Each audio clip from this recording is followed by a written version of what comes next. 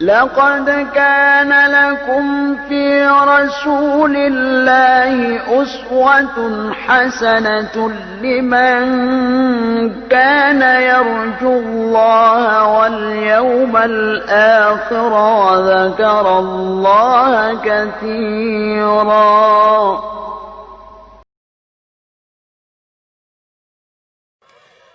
Kepada para habaib, para alim ulama, para kiai, kepada segenap kaum muslimin dan muslimat rahimakumullah, saya menyampaikan berjuta terima kasih dan penghargaan yang tinggi kepada semuanya atas kehadirannya pada acara peringatan Maulid Nabi besar Muhammad sallallahu alaihi wasallam. Semoga tidaklah Anda pulang dari tempat ini nanti kecuali dosa kita semua diampuni oleh Allah subhanahu wa ta'ala, kesalahan kita dimaafkan, kemudian urusan kita semua dimudahkan, dan kita semua dijadikan sebagai orang-orang yang salihin. Amin ya rabbal alamin. Ahibail kiram, Nabi yang kita peringati maulidnya pada malam hari ini adalah seorang manusia yang memiliki akhlak yang sangat agung. Keagungan akhlak beliau dipersaksikan langsung oleh Allah subhanahu wa ta'ala melalui firman-Nya. Wallahu subhanahu wa ta'ala qala fi akhlaqi nabiyhi sayyidina Muhammadin sallallahu alaihi wasallam wa innaka la'ala khuluqin azim. Sesungguhnya engkau wahai Rasul, sesungguhnya engkau wahai Nabi, la'ala, betul-betul, sungguh-sungguh berada di atas khuluqin azim, akhlak yang agung. Artinya Nabi alaihi salatu wassalam memiliki akhlak yang sempurna, akhlak yang sangat mulia, akhlak yang teramat agung. Itulah Nabi kita Sayyiduna Muhammad sallallahu alaihi wasallam. Untuk menggambarkan keagungan akhlak Nabi, saudara, kita tidak akan pernah mampu untuk memaparkannya secara tuntas. 1 jam ceramah tidak akan pernah cukup. 1 tahun pun kita jelaskan tidak akan pernah habis. Seumur hidup kita sekalipun tidak akan pernah ada kesudahannya untuk menggambarkan kesempurnaan keagungan akhlak Nabi Muhammad sallallahu alaihi wasallam. Kenapa? Saking sempurnanya, saking agungnya. Namun sungguh pun begitu, ada satu ungkapan yang teramat indah di dalam menggambarkan keagungan akhlak Nabi. Kalimat tersebut diucapkan oleh istri Nabi tercinta Sayyidatuna Aisyah radhiyallahu ta'ala anha.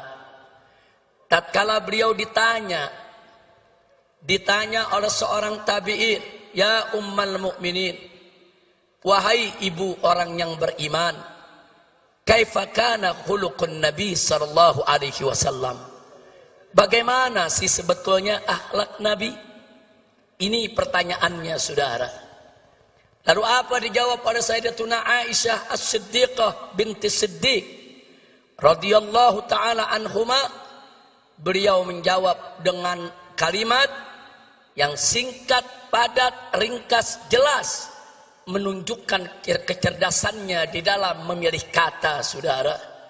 Di mana beliau katakan, kana khuluquhul Qur'an, akhlak Nabi adalah Al-Quran.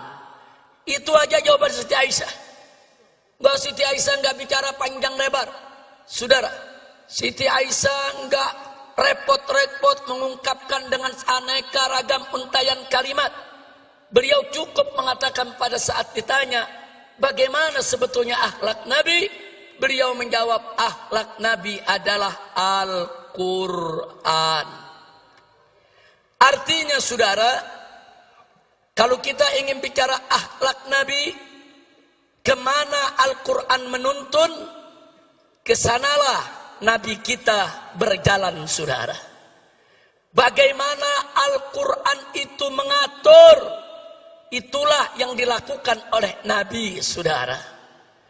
Dan bagaimana Al-Quran itu menentukan jalan hidup, begitulah jalan hidup Nabi kita Sayyiduna Muhammad sallallahu alaihi wasallam.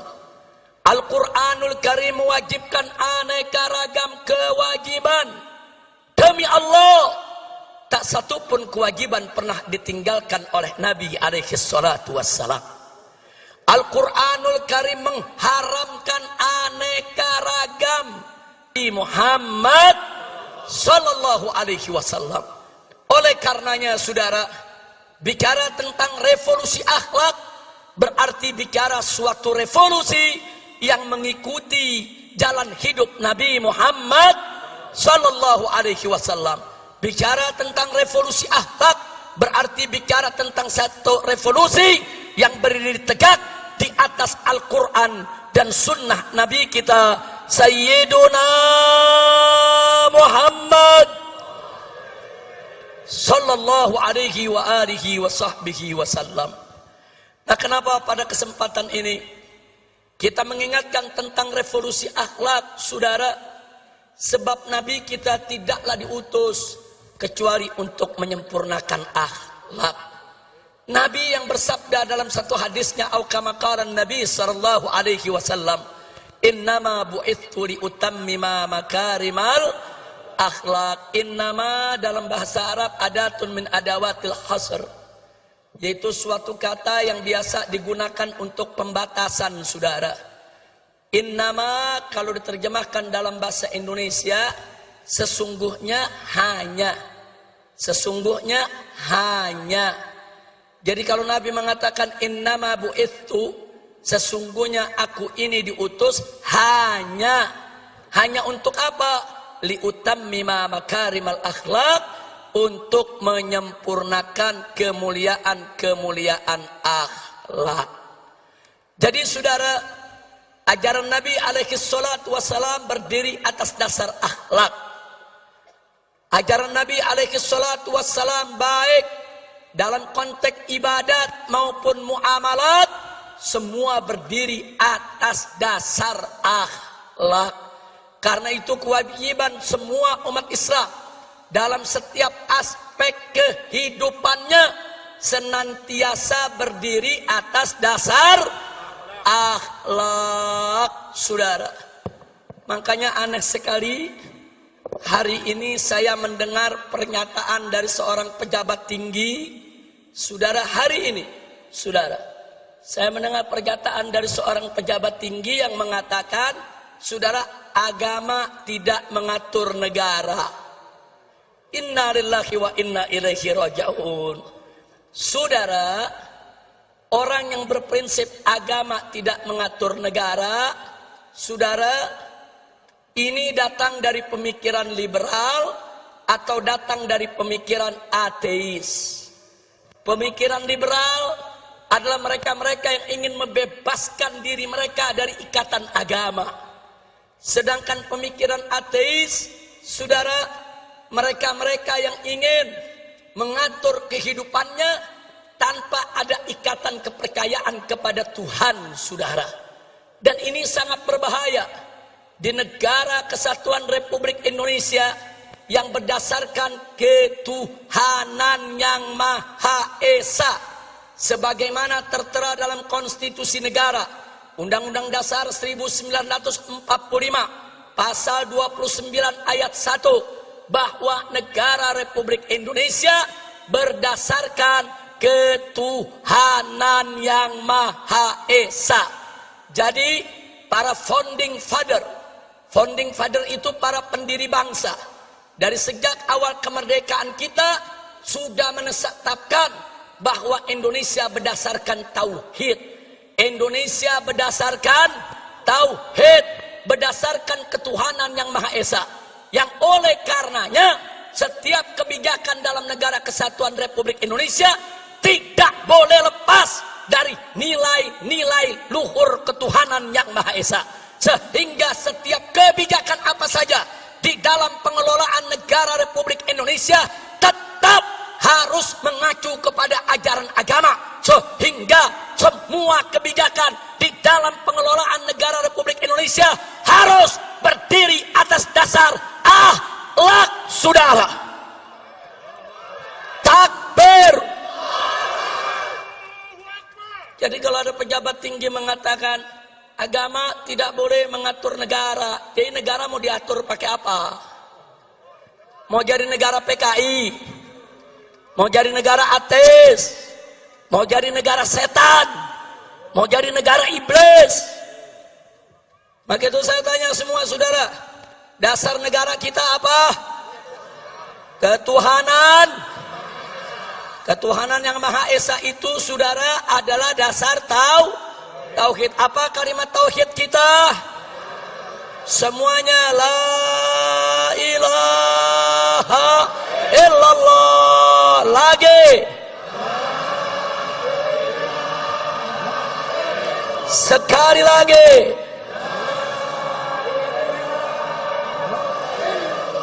Takbir. Nah, jadi kita mau ingatkan dari mulai presiden dan para menterinya sampai pejabat yang di bawah, ingat, Indonesia adalah negara tauhid. Sekali lagi kita ingatkan kepada mereka, Indonesia adalah negara tauhid, negara berdasarkan ketuhanan yang Maha Esa, sesuai apa yang tertera dalam Undang-Undang Dasar 18 Agustus 1945 pasal 29 ayat 1 yang berbunyi negara Republik Indonesia berdasarkan ketuhanan yang Maha Esa. Jadi kalau kalian ingin menyingkirkan ajaran agama, ingin menyingkirkan aturan agama, ingin menyingkirkan ajaran Islam dari pengelolaan negara, berarti kalian ingin mengangkangi konstitusi, ingin menghancurkan negara ini, dan ingin menghancurkan dasar negara. Betul? Maka itu saya mau tanya, siap jaga ketuhanan yang Maha Esa? Siap jaga negara Republik Indonesia? Takbir. Jadi saya ingatkan kepada semua ya ikhwan, saya nggak peduli siapapun orangnya saudara, mau presiden, mau menteri, mau para jenderal TNI dan Polri, hati-hati kalian. Kalau kalian ingin menyingkirkan ajaran agama dalam pengelolaan negara Republik Indonesia, berarti kalian ingin melawan agama, kalian menantang agama. Demi Allah, kami tidak akan mundur walaupun selangkah, saudara.